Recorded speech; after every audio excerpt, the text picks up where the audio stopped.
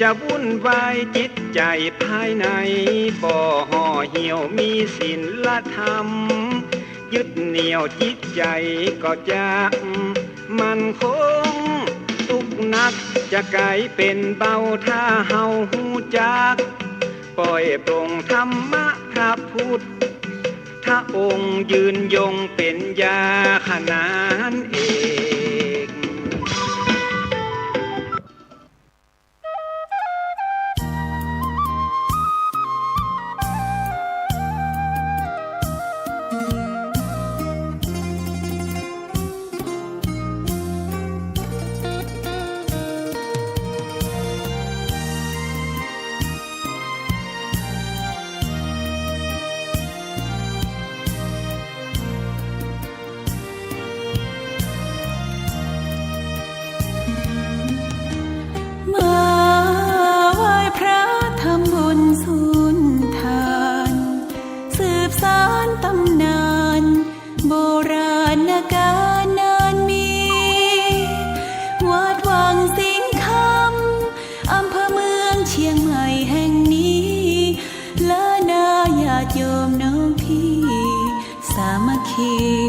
รวมทานรวมทุน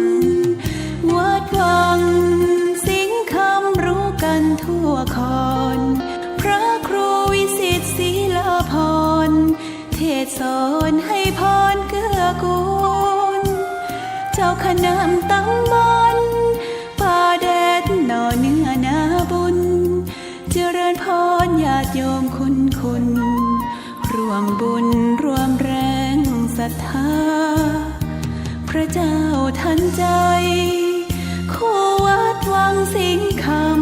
ำบารมีเลิศล้ำญาติโยมเลื่อมใสบูชาครูบาเจ้าศรีวิชัยให้พรมวลมิตรสิทธาพระประจำวันเกิดเสริมดวงชะตาให้อาหารปลาหน้าวัดสุขใจเชิญรวมบุญส่งน้ำพระธาตุน้อมใจอภิวาทขอบุญสุขใจสุขกายไหว้พระขอพรองค์พระเจ้าทันใจหลวงพ่อประเสริฐเจริญพรอวยชัยให้ท่านสุขใจทั่วกัน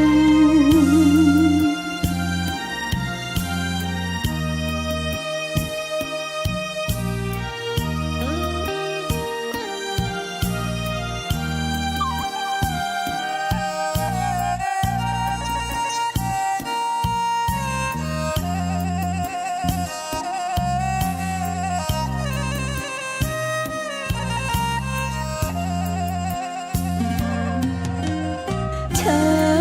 ญรวมบุญส่งน้ำพระธาตุน้อมใจอภิวาทขอบุญสุขใจสุขกายไหว้พระขอพรองค์พระเจ้าทันใจหลวงพ่อประเสริฐเจริญพรอวยชัยให้ท่านสุขใจทั่วกัน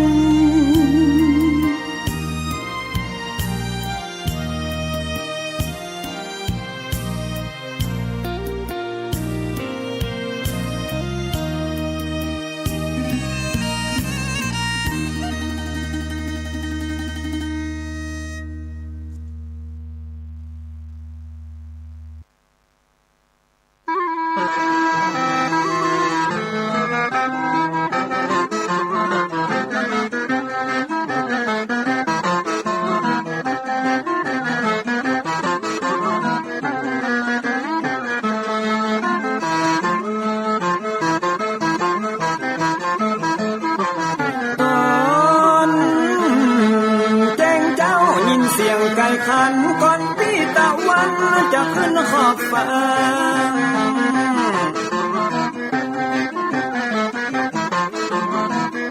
จะ หันแสงทองทอแสงเจิดจ้าจัดการล้างหน้าอาบน้ำแต่งตัววันเริ่มต้นใหม่อย่าได้วันกลัวอย่าได้คุณมัวกังบนโศกอน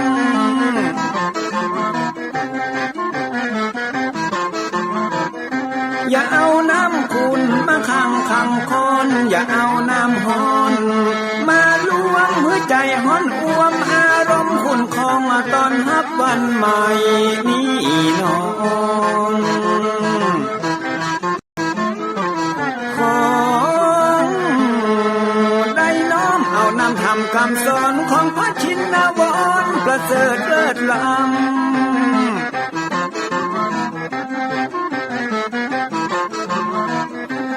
จุงจิตใจฮือออกจากอำบ่ฮือด่างดำโศกเศร้ามัวมองแสงแห่งธรรมะนั้นเป็นแสงทองส่องใจเรื่องร้องตึงวันค่ำเจ้า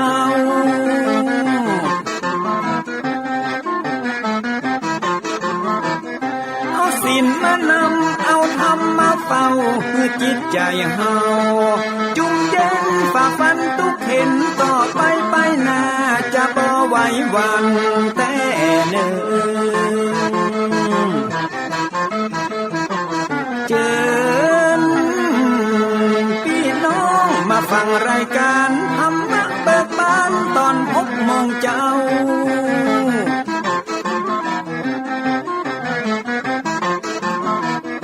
ฟังธรรมปื้นเมืองอันเป็นแบบเบาท่านพระครูวิสิทธิ์ศีลาภรณ์ตั้งใจชายเจ้าอาวาสวัดวังสิ่งคำตนนี้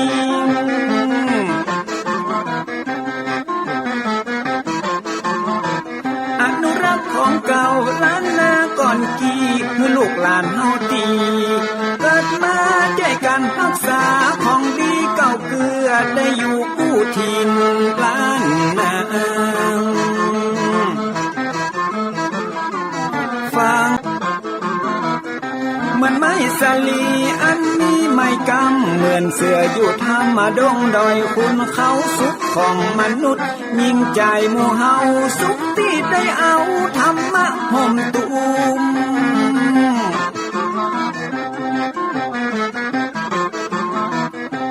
ใจคนใดมีธรรมห่อหุ้มใจคนนั้นจุมใจบ้านมันอยู่วิมานเวียงวังจันแก้วบ่มีในเต้าแล้วน้อง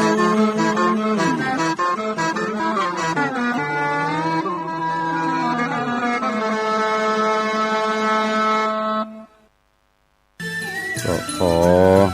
ยกมือ10 นิ้วกราบนอบน้อมอย่างพระติรัตนแก้วเจ้าตั้ง3 ประการอันมีพระพุทธพระธรรมพระสงฆ์อันเป็นสรณะที่เปิ่งที่เคารพนับถืออันสูงสุดในชีวิตกราบคารวะแตบไต้ไหว้สาบารมีธรรมพระมหาเถรานุเถระเจ้าคณะพระสังฆาธิการภิกขุสงฆ์สามเณรจุตนจุองค์โดยความเคารพเจริญสุขเจริญปอนปอออกไม่ออกศรัทธานาบุญตินจองห้องวัดจุหนุ่มเท่าใจยิงก็ขอน้อมต้อนรับทุกท่านเข้าสู่รายการมรดกธรรมกำเมืองและสาระธรรมกำเมืองต่างสถานีวิทยุกระจายเสียงพระพุทธศาสนาแห่งชาติและสังคมคลื่นเพื่อการศึกษาพระพุทธศาสนาและวัฒนธรรมคลื่นพระพุทธศาสนาและจริยธรรมส่งสัญญาณออกอากาศต่างสถานีวิทยุวัดฝ่ายหินตำบลสุเทพอำเภอเมืองเชียงใหม่จังหวัดเชียงใหม่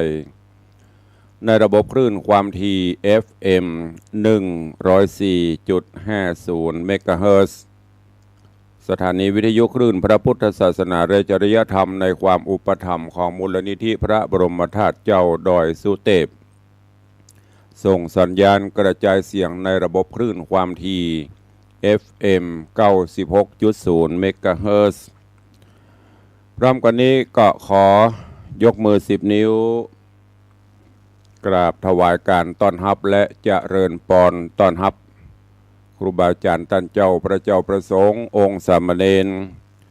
ตลอดจนพ่อออกแม่ออกศรัทธานาบุญอุบาสกอุบาสิกา FC แฟนรายการทุกรูปทุกท่านที่ได้เข้ามาติดตามรับชมรับฟังทั้งภาพและเสียงการไลฟ์สด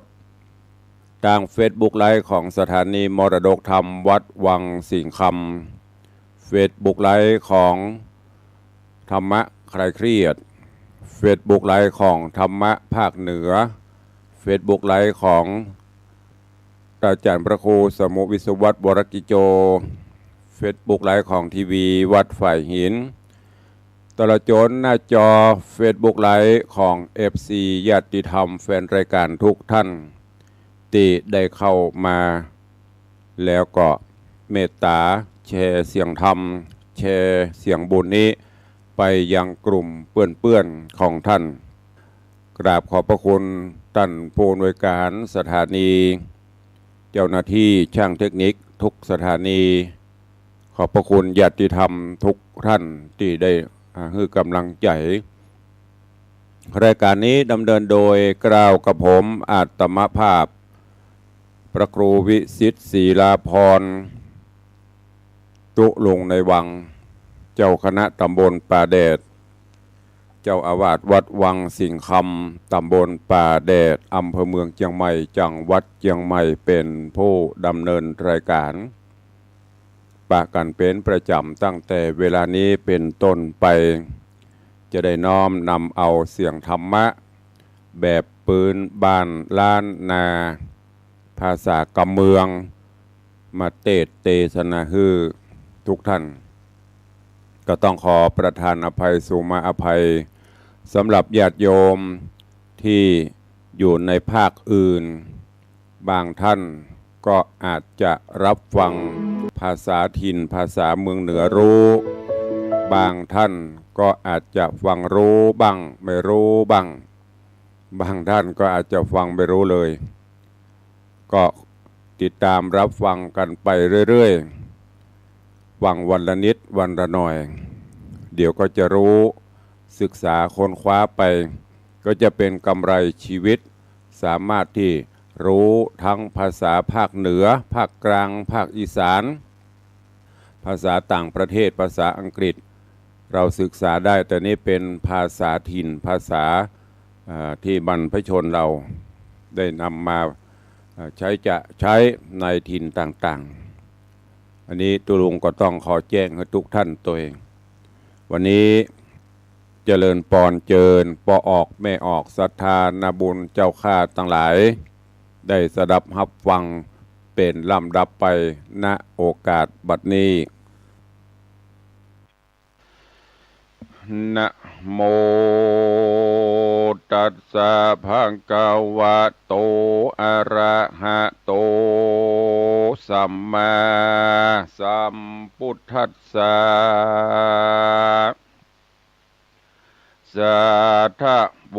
ฟังลาโสตุจนะสัพพุริสะตังหลายตั้งยิ่งใจมวลหมู่อันทาอยู่ดาฟังยังรัสธรรมเทศนา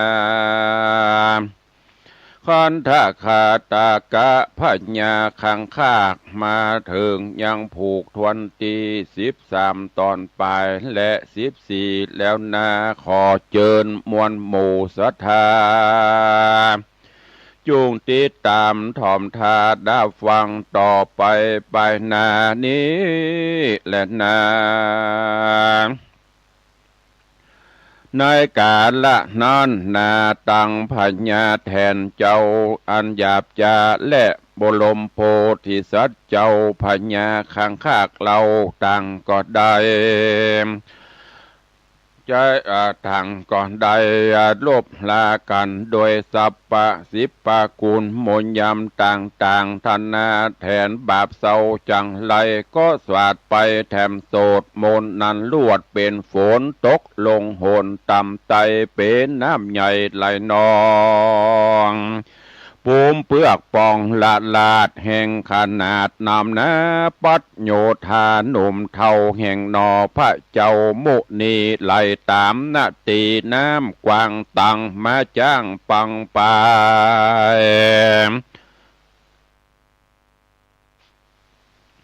ได้ถึงตายมุบโมไปข้างอยู่แดนใดหนอห่อใจหน่อยนาดก็สวาดโมนอาจยังคานโมนบันดาลเกิดแล้วเป็นจักแก้วใส่สีหนอโมนีบ่จ้าขึ้นขี่กว่าบัดเดียวโกงจักเร็วไววาดเหาะขึ้นอากาศไปบนแวดเวียนโบนไปควายแล้วลงเกิดน้ำใหญ่สากรเป็นเกาะดอนเหือดแห่งไปจุแห่งบัดเดียวก็มีหันและนาอันว่าพญาข้างคากหันโยธาหมักบำไวจ้างปังไปมาเกี้ยวอันตายแล้วมวยมางเลือดดูกังใหญ่ใหญ่ก็สวาดมนต์ใจวิเศษศาสตราเปตกาถาเป่าโยธาจ้างมาบ่ได้จ้าสับปันก็ภายพันปีกฟื้นรีบลุกขึ้นสะโซนเขาจุคนบ่หูว่าตนโมบโมวามไว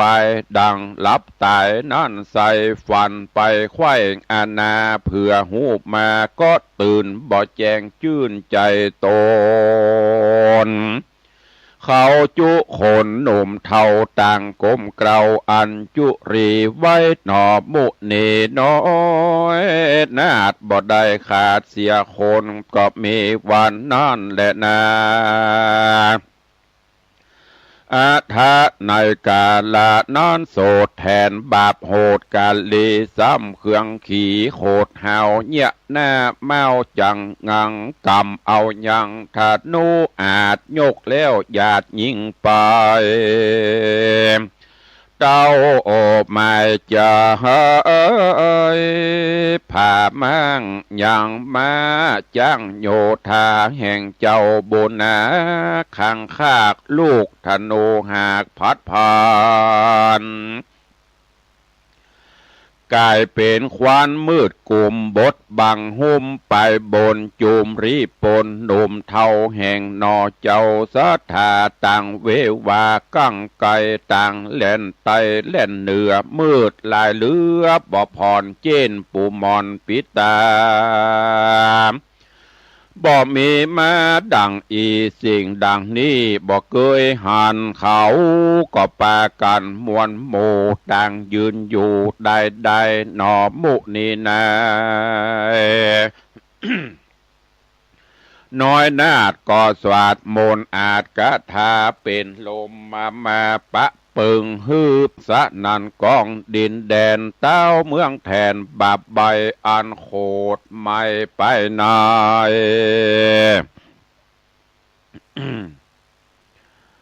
ก็ยิงธนูไปบอดจะไม่จักขาดหนอมุนีลูกสอนดีไววาดคืนอากาศไปบนโต๊ะลงหนต่ำไตเป็นไฟใหญ่มาไม่พระผาปุนกลัวควันไฟมัวพับจอดบ่หันรอดไปใดโยธานในม้วนหมู่ไหลหลังลูเรียวปันติ้วน้ำกันหดราดไฟบ่ขาดดับหายยิ่งเอาน้ำลายหดใส่ไฟยิ่งไม่เหลือแห้งเปลวไฟแดงตั้งขึ้นตั้งแต่พื้นถึงบนจุมรีปนหนุ่มเทาฮ้อนไม่เอาเลือดลายเหือใครไหลใหญ่อาบย้อยดากราดกร้อยเป็นผีนอบโมนีหน่อยนาดก็สวาดมนต์อาจเป็นฝนตกลงโหนต่ำไตดับไฟใหญ่บัดเดียวก็มีหันและนา ตมัดถังปะกาเสนโตโหศรัทธาอาหาศรัทธาอันว่าสัพพัญญูพระพุทธเจ้าตนเป็นปิ่นเกลาติโลกาจารย์ใครเนตานไปแจงพระจริงแสงเตสนาว่าภิกขเวดุราภิกขุตั้งหลายตนเป็นสายอริยะเจ้าทุกคำเจ้าปั้มเป่งธรรมส่วนนอหอคำที่ไฟหันไฟไม่เป็นเปลวลุกลามเปลวใจจาก็สวาดมนต์กรากาถาเป่าขึ้นเวหาอากาศเป็นฝนหยาดตกลง ในเขตโขงลุ่มไตดับไฟลุกไหม้หือมอดบอกข้างรอดไปใดโยธาในใหญ่น้อยโตดากราดกร้อยเป็นผีเขายินดีโห่ห้องสะนันกองดินแดนส่วนว่าเต้าแทนบาปเศร้าหันฤทธีเจ้าจอมไตดับเปลวไฟนั่นได้เต้าบาปใบสะตานกึดผ่านยานเข่งคำแสงจะทำอำมาตโยธาอาจรีโปนอันพาโจรรบผาพ่องถูกดาบดาตายว่าดูราด้านต่างลายเฮ้ยหนุ่มเท่าเฮานี่เล่าภาพสู่กับคนมวลหมู่ลุ่มฟ้าเจ้าโลกลามนุษย์สามบัดนี้นะเฮานี้สมควรที่ยังผ่อนหืออิดอ่อนหายนี้หรือจักตีตาต่อจุงกึดพอยาวไปเป็นสันใดจุงกล่าวหือหูข่าวตามมีแดดเตอะเมื่อนั้นแทนตั้งหลายใหญ่น้อยก็ตอบถอยขี้ยาว่าข้าแด่มหาราชเจ้าผู้เป็นเก้าปุรีเฮากวนดีภาพสู่ฮือได้หูเป็นตายรีปนหลายพร้อมทาเขาตอดตาพระโจรบ่ถอยโหนป้ายการบ่พันยานกลัวตายเต้าผีพรายยศอาจกันอำมาตโยธาไขขี่ยาตอบตาถอยยินต่ำก้อยมองขีย้อนโมนตนมีนั่นใส่ย่อมการใดเป็นตราดังหันมานั่นเล่าแทนบาปเศร้าหักหูว่ากันภาพสู่พระโจ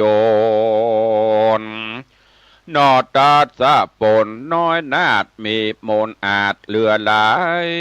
กูย่อมตายมวยมั่งบ่เหลือข้างโยธาเหตุนั้นนาอย่าจ้าหือเศษนามาใจหันนำลายสันไปกล่าวไขจ้าข่าวเรียวไวเต้าใจไฟ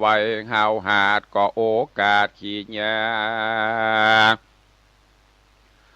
ฮือเสนาแกว่นใจเข้ามาใกล้บัดเดียวแล้วจะเลี้ยวบอกเราฮือหูเก้าตามมีกันเต้าปุรียศอาจกล่าวเสียงขาดสุดกามเสนานำบ่อจาก็รีบขี่มาตัวแกวนมาหกเล่นผ่านภายนำป่านายไปสู่ตำกลางหมู่โยโอธาแห่งพระสัทธาปิ่นกล่าวก็มาไหว้หนอเนาตนทาโรองญาณยืนลายสารบ่อจ้าก็รีบขึ้นมาขึ้นสู่ในติอยู่แห่งตนส่วนนอทัศปนหนุ่มนาเอา หากหูเก้าสับปะการก็อ่านลายสารบอจ้าในลายสารว่ากล่าวถอยว่าดูราไอเด็กน้อยวันวาปาหมู่มานักโสดนับอ่านโกดเป็นหมายจักมาตายมวยมั่งในเขตกวางเมืองบนแม่นบ่โหนคืนสู่ยังที่อยู่เมืองลางใจเจ้าอย่างบอดตาเฮาขี่จ้างกระโจนกันฮือลือนันไปไข้พับโลกไตจุมปูมึงกับกูนั้นใส่กะอาการเป้ใดฮือหูลองภาพสุราวีเต้ากาลีห้าวหาดอันเป็นเต้าราดเมืองบนก็ฮือรีปนหนุ่มเท่ารูกง่ำเจ้าบัดเดียวเต้าก็เรียวขี่จางตัวเอกอ่างหัตถีถือดาบดีเทียนกรารีบจะเพาะหน้าไปสู่ในที่อยู่กลางสนามเพื่อจักจามต่อตากับเจ้านอลาพุทธาก็มีหันแหละนาสาธโวฟังลาโสตุจนายิงใจต่างหลายหนุ่มเทาวาต่างยิงใจน้อยใหญ่ผู้มักไฟเจยบานสุข3 ล้านตำยิ่งมีจุสิ่งดังประสงค์ในแขวงคงลุ่มฟ้าสุขแหล่งลาเมืองสวรรค์สุขอันนานมันเตียงบอบบิดเบียงไกลกลาทุกนาดับฮอดคือสุขสุดยอดเนรปานสุข3 ประการนี้สายเฮาจักได้ดังมาก็ย้อนโคนขวายก็สร้างยังตาตั้งบุญจักนุนเตือมกรรมหือล่วงล้ำไพมานหือได้เจยบานจื่นจอยสมไฟหอยใจมาการต่างหลายมวลหมู่ต่างพรำหูเล่งหันจุ่งปากันสร้างก่อหือบุญปันปอถมนาคือมีศรัทธาโจมจื่นได้ยกยื่นเตตานศีลเจียงคาน58ได้โกดแขวดหักษาปากันมามวลหมู่ทาอยู่ฟังธรรมจุงดาจำฟังที่จักจี้จะขายลำดับไปนาบัดนี้และนาตะตาในกาละนั่นใส่หนอที่ไว้บุญนาก็รีบไกลกราขี่จางตัวเอกอ่างหนอบงโคนเพื่อเข้าพาโจนรบภาพกับเต้าหยาบจังไรก็ใส่จ้างไปบอดจ้าเข้าต่อตาพระโจรคนต่อคนภาพสู่รบกันอยู่ไปมากันหนอพุทธาเขาภาพเต้ากระหยาบถอยนี้ต่างเจิงดีแต่เล่ากันเต้าบาปเศร้าฟันไปนอห่อใจก็ลบหลีกตาดาบเว้นฝีกไกลว่าจุมโยธาม้วนหมู่รบกันอยู่สะโซนเข้าพาโจรรบภาพเสียงหอกดาบเนืองนันตายกองกันใหญ่หยาดเลือดเรียราดเป็นสายเหม็นข้าวไหลแต่เล่าเจ้าหนอดเนาพุทธาการกับเต้าปาราหาวหาตะต่างก็เอาดาบเงาแต่งฟันรบภาพกันบอกขาดเต้าแทนอาจกาลีการหน่อมูโอนี้เข้ามาไกลก็เอาค้อนใส่กลางหัวป้อนโนลูบตองดังมุกก้องตั้งลาย เลยสยบตาย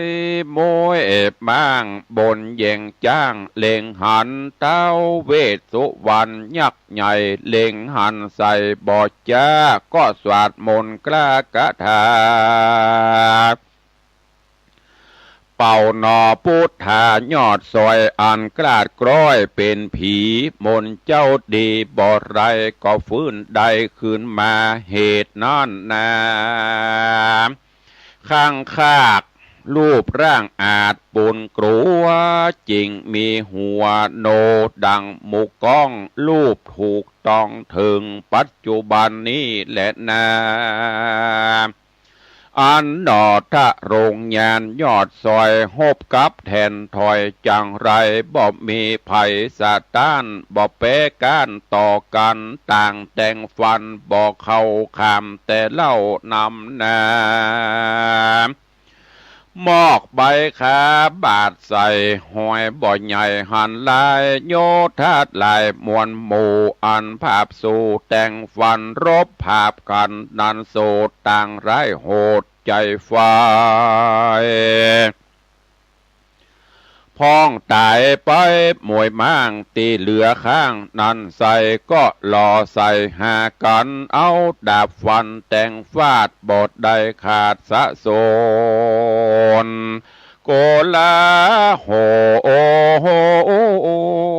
นอันใหญ่เกิดขึ้นควายดินแดนสนามเมืองแทนนะใหญ่กว่าจุมโมจ้างห้องแสนหกวิ่งเล่นเนืองนานมาเล่นกันเป็นหมู่ฝุ่นฟุ้งอยู่บางบนจุมรีปนหนุ่มเทารบกันแต่เจ้าเถิงแรงตาวันแดงย่อนหอยก็อีดอ่อนม้อยเหลือหลายต่างผ่านภายยังจอดหิวหอดหายหนีก็มีหันแหละนาตาน้อยกาดละนันเล่าเจ้าหนอดเนาทะโรงทำอยู่เล็งหันเสียงควายยังโกล้างโหนใหญ่มีมาอันโยธาสองฝ่ายบ่หูป้ายถอยโหนเข้าพระโจรภาพสู่รบกันอยู่ไปมาจุมโยธาแทนเท่ามีมากเต่าเลือดไหลกันว่าตายแล้วใส่ก็ฟื้นได้คืนมาหากเราราต่อตากับแทนอาจกลากาลีฤทธิ์ที่มีหลายแหล่บ่อาจเป้ตัวมันก็ไข่ปันกล่าวถอยฮื้อแมงมอดน้อยตั้งหลายบินผ่านผายพระผ่าไปกัดด้ามหอกดาบศัตรูมอดอยู่หูใหญ่น้อยกันเจ้ายอดซอยไข่ปันก็ปาการ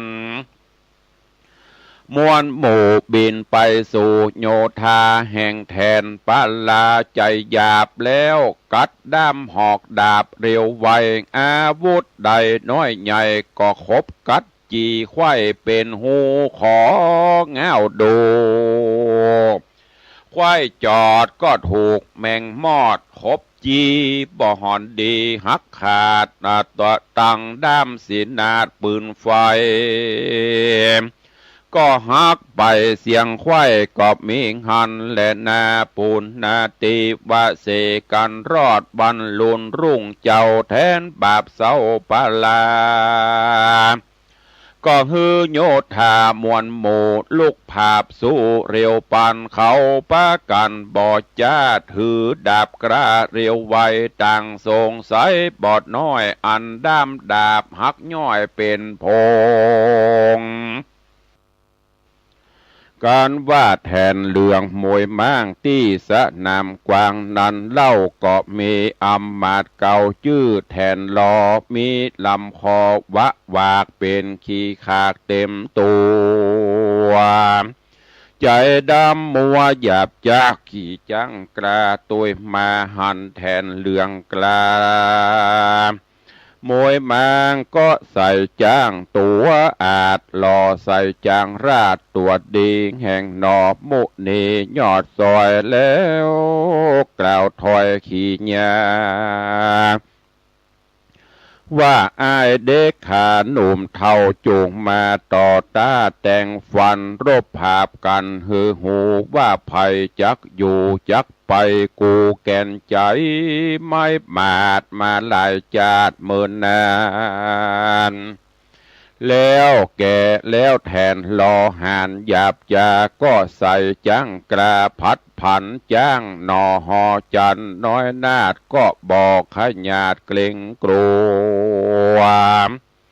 รีบวายหัวภาพสู่โจนกันอยู่ไปมาจุมโยธาหนุ่มเทาแห่งตาแห่งเต้าบาปเศร้าแทนล้อต่างโหร้องสนั่นกองแดนไกลส่วนโยธาในแห่งเจ้าบุญบ่อเศร้าหนอมุนีมากมวลมีอ่านหมื่นต่างใจจื่นเจยบานก็ไข่ขานโหเศร้าสนั่นดาวดินแดนในสนามแทนใหญ่กว่าอ่างจ้างต่อจ้างโจรกันเสียงดังนั้นสนั่นดังฟ้าลั่นไปบนตั้งพระโจรภาพสู่บ่อหอนหูกลัวตายแทนลอบไม้จักขายังเจ้านอดลาทะโรงยานโกทะหานโคดไม่ยกเงาได้ฟันไปเจ้าห่อใจลบหลีกฮือเงาฝีกบัดเดียวแล้วรีบเร็วฟังเฝ้ายกดาบเงาฟันคอแทนรอปูดขาดเลือดปุ้งจวาดเป็นสายแทนรอตายมวยมั่งตกจากจ้างลงสู่ในที่อยู่ปัทวีมันเนะบอดดีหลายหลากบาปจากลากตัวมันฮือภายผันตกตอดลงสู่รอดอบายสะเบยตุกลายเลือแลบ่เวียนแว่คืนวานภิกขเวทโดราภิกขุตั้งหลายตนเป็นสายอริยจาตละเสียงขาดตันหาอันว่าเทวตัดนั่นนาหยาบจ้าบ่หือน้ำฟ้าสายฝนตกเมืองโคนโลกไตย้อนกลัวเฮาใดเป็นดีกรรมปาลีตอบสายเลยตกให้อบายสะบยตุกหลายเอาไม่ดังกล่าวไว้ใครมานั่นแหละนาตามาทางปะกาเซนโตโหสัทธาอาหาสัทธาอันว่าสัพปัญโยพระพุทธเจ้าตนเป็นปิ่นเกลาติโลกาจารไขนิทานไปแจงพระจริงแสงเตสนาวาภิกขเวทโดราภิกขุตั้งหลายตนเป็นสายอริยจาตละเสียงขาดตันหาส่วนเจ้าบุญนาดอดเนาบุญบ่อเศร้าหนอมุนีการแทนล้อตายนีความนาก็มีเต้าบาปกราปลาใสจ้างมาภาพสู่ก็จนกันอยู่เมินนานจ้างไปสานสองไฟบ่หูป้ายถอยหนีตั้งแห่งดีบอดหน่อยบอดตกถอยหนีหายจ้างปังไปแทนราดงาหักขาดกลางโหนบ่อาจพาโจนภาพสู้ก็ถอยหลังอยู่ไปมา จ้างหนอพูดทาบุญใหญ่ก็รุกไล่ตัวไปจ้างเต้าจังไรมันกลัวก็ไหวหัวบอดจารีบเฉพาะนาเล่นนีหนอมุนียอดซอ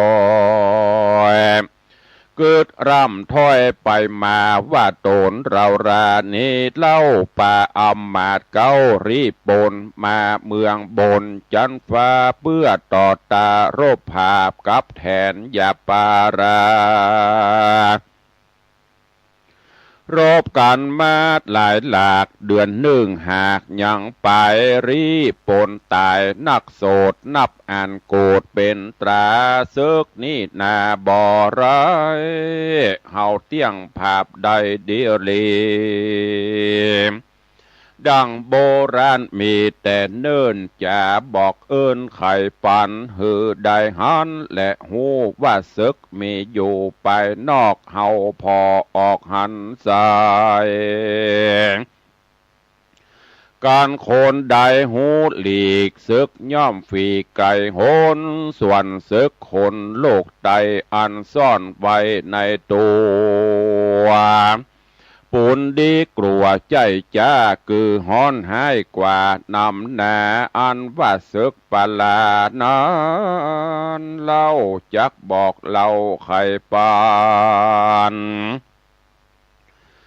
ฮือได้หันแจ้งทีบ่มีตีสังกาคือกิเลสนั่นนาเป็นเก้าตัณหานั้นเล่าเป็นสองโลภะปองติดต่อนับเป็นข้อทวนสามโกทะตามทวนสี่เป็นข้อควรทีเป็นข้อสี่ตัวไปหลงอกใจคืนยากเป็นคอหากตัวมาการพูดได้นานหนุ่มเท่ามีซึกดังนี้เล่าอยู่ในตัวปุนดีกลัวหลายแหล่บ่อาจแป้ตัวมันซึกบ่หันหลับลี้ซ่อนอยู่ที่ไปในกันย่ำใดมันออกให้กว่าซึกไปนอกลายปูนนอทะรงกุลยอดซอยกึดที่ถอยในใจก็ใสจ้างใจตัวอาจไล่จางราดเมืองแทนดาถึงแดนเขตไว้กึ่งกันได้นั้นเล่าเจ้าหนอดเนาทะโรงยาน ก็สวาดคาถาก็สวาดคาถาองค์อาจแปลงเป็นนักกะบวงบาทบัดเดียวแล้วสัตว์ขว้างเร็วบอดจ้ามัดเต้าบาแทนหลวงอันอยู่คงแย่งจางแล้วจักลงล่างปัทวีแทนกาลีบาปใบอันถูกมัดไว้บอดจาก็ดินกว่าไปมาเพื่อฮื้อเจือกนั้นนาได้ขาดเจือกบ่วงบาทนั้นใส่บอกขาดใดสันใดยิ่งดินไปนั้นเล่าก็ยิ่งหัดเขาเตื่อมซ้ำได้ลำบากลำเรือลายดาจักตายกล้ากลาดกาดก้อยอิดอ่อนมอยนำนะบอกปากจากกล่าวอูเต้าดักอยู่เดียวได้ก็มีหันและนาอันว่าโยธาหนุ่มเท่าแห่งเต้าเจ้าสองเมืองอันนั้นเนืองภาพสู่ปอบ่หูเป็นภัยหบกันไปพับแผ่บอกกันแป้ต่อกันหลายคืนวันแต่เล่ากันเต้าเจ้าเมืองแทนถูกมัดแขนไว้มันบ่อาจดันกล้าไกลโยธาในน้อยใหญ่หูเสียงไข้เล่งหานก็ปากันบ่จ้าแตกตื่นกว่าสะสนรีบถอยโหนขึ้นสู่ยังที่อยู่ปุรี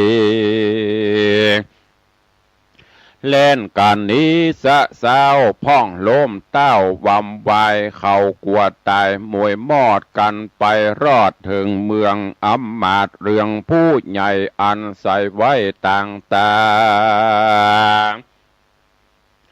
ก็ย่อมือขวาสูดศอกจี้แจ้งบอกกำไปว่าฮือฮับประตูใจอย่าเจอ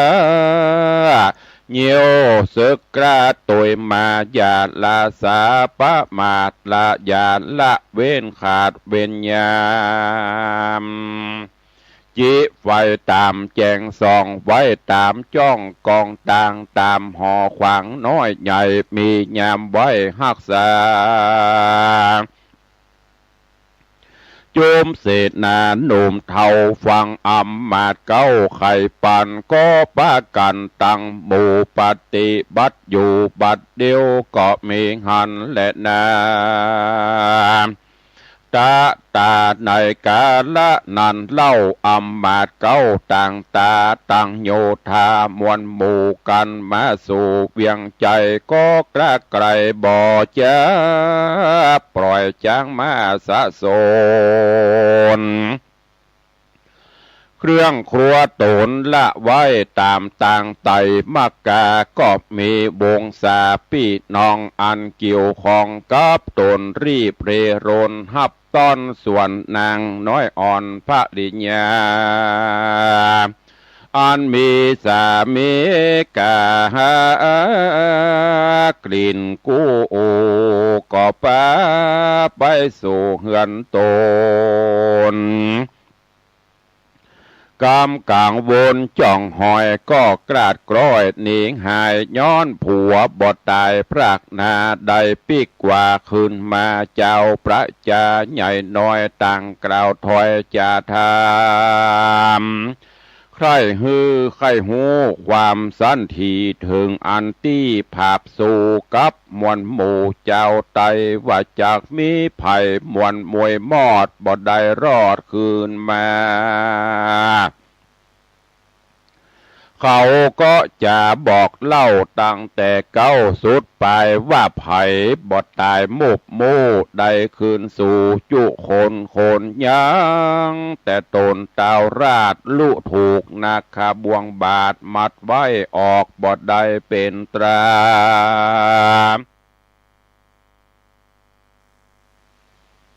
จากมรณะมวยมั่งหรืออยู่ข้างสันใดบ่มีไผหูใดเหตุกั้งไกกลัวตายต่างพันภายเล่นกว่าลัดดันป่าขึ้นสู่ในที่อยู่ปุรีและนา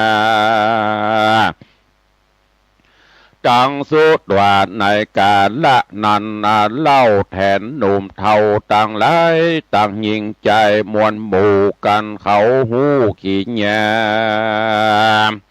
ว่าตนเราราชาเต่าราชถูกมัดคาดเอาไปต่างมีใจไม่เอาตุกโศกเศร้าขี่มองน้ำตาดนองอาบนาอินดูเจ้าฟ้าหอจันแล้วปากันร้องไห้บอกเวนไว้เสียคนก็มีหันและนาตาในกาละนั้นใส่นางนาไทยเตวีกันข่าวมีเล่าสาวว่าต้านเต้าผัวโตโห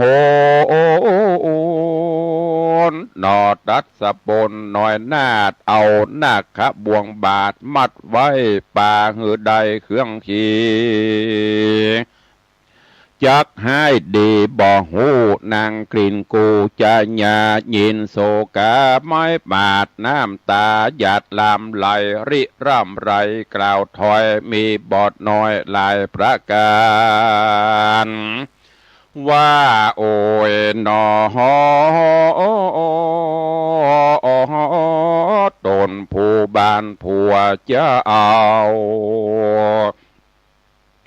กรรมได้เล่าจากลากหือปัดพรากเสียกันตุกป่าวันจ่องก้องตกอยู่ห้องขี่คมขออุดมเจ้าฟ้าโป้นจากกรรมกรากาลี นางเตวียอดซอยริร่ำถอยไข่จาตุกปักคำเอาไม่ริร่ำให้ไปมาก็มีหันและนาตาในกาละนันเหล่านางนอดเนาเฮียนเฮือนดวงมีปันปวงบ่อไรและนางกอมใจใหญ่อันอยู่ในภาษาหันนางนาฏโศกามีน้ำตาตกอาบแผ่สันราบลำไหลต่างมีใจโศกไม่อดบอดใดเสียคนลืมคิงตนสยบเต้าดินดะดาวติงตายเป็นดังสายลมใหญ่มาปัดใส่ดงหลังฮือเปปังลมไข้เต้านอนไข้จอมกันก็มีหันและนาตัดสะมิงคะเนในคณะนั่นใส่นางนาไทยเตวีมาเหสีต้านเต่าผ่าแผ่นดาวเมืองแทนเจ็บใจแกนบอดแล้วย้อนตนแก้วผัวควานได้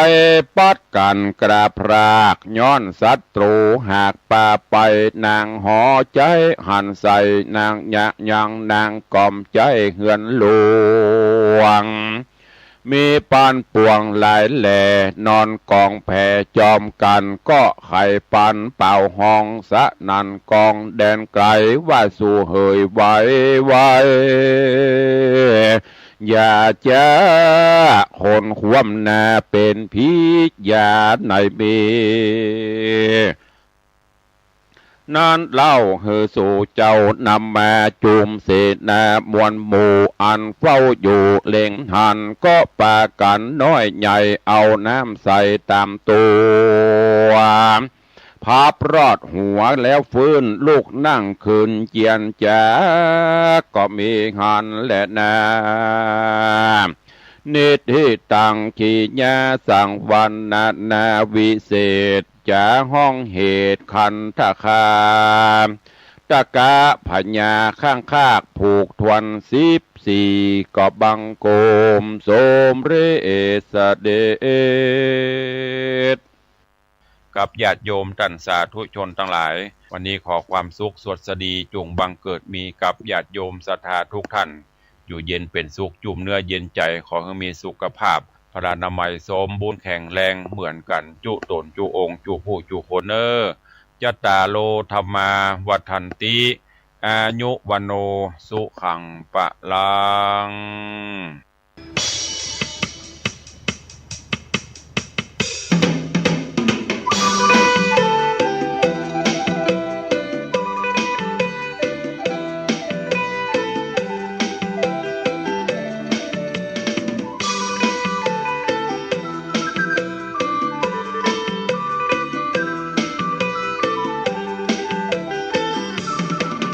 ขอเจอนะพี่น้องตั้งหลายตึงยิงตึงใจตึงหนุ่มตึงแก่ป้ออุ้ยแม่อุ้ยอีป้ออีแม่ยังแวะฟังธรรมเบาบอนเพื่อเป็นหลักแห่งชีวิตฟังสุภาษิต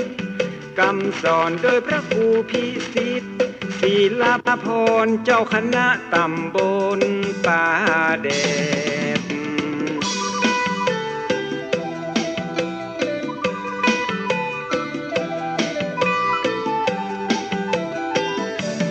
เจ้าอาวาสวัดวังสิงคำจะได้น้อมนำธรรมะ108ใกล้ตัวใกล้ตาล้อมแวกที่เฮาได้หันตึงวันปรมัตถ์สัตธรรมพระพุทธยังหยุดโลกโคตรโมหันมาเตือนสติหูตันแล้วจะเบิกบานโสดชื่น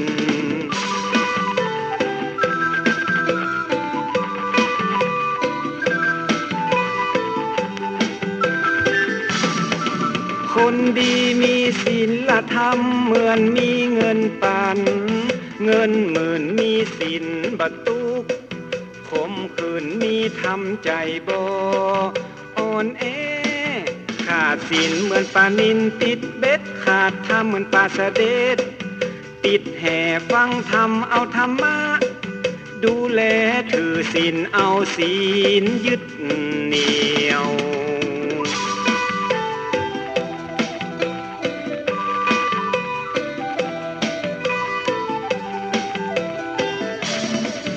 ถึงโลกนี้จะวุ่นวายจิตใจภายในบ่ห่อเหี่ยวมีศีลธรรมยึดเหนี่ยวจิตใจก็จะมันคงทุกนักจะกลายเป็นเบาถ้าเฮาหูจักปล่อยปลงธรรมะพระพุทธถ้าองค์ยืนยงเป็นยาขนานเอง